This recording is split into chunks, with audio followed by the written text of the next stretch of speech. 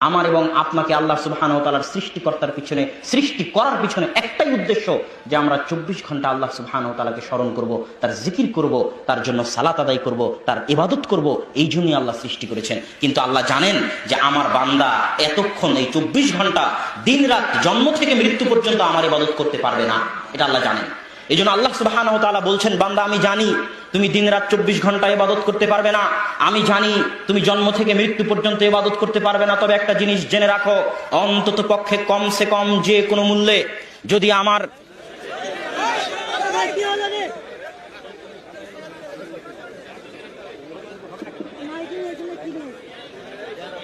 যে কোনো মূল্যে যদি আমার দেওয়া অক্সিজেনকে হালাল করতে চাও, যদি আমার দেওয়া সূর্যের আলোকে হালাল করতে চাও, যদি আমার জমিনে বসে থাকাকে হালাল বানাতে চাও, যে তুমি যে আমার জমিনে বসে আছো এটা তোমার জন্য হালাল বসে থাকা, আমার দেওয়া অক্সিজেন গ্রহণ করাকে হালাল বানাতে চাও, আমার দেওয়া আসমানের ছায়াকে হালাল বানাতে চাও, আমার দেওয়া জীবনকে, আমার দেওয়া হায়াতকে, চক্ষুকে যদি হালাল বানাতে চাও, তাহলে অন্তত পক্ষে আমি জানি তুমি 24 ঘন্টা পারবে না, আমি জানি তুমি জন্ম থেকে মৃত্যু পারবে না, কিন্তু অন্তত পক্ষে দিনে 5 বার যে কোনো মূল্যে আমাকে স্মরণ করতেই হবে।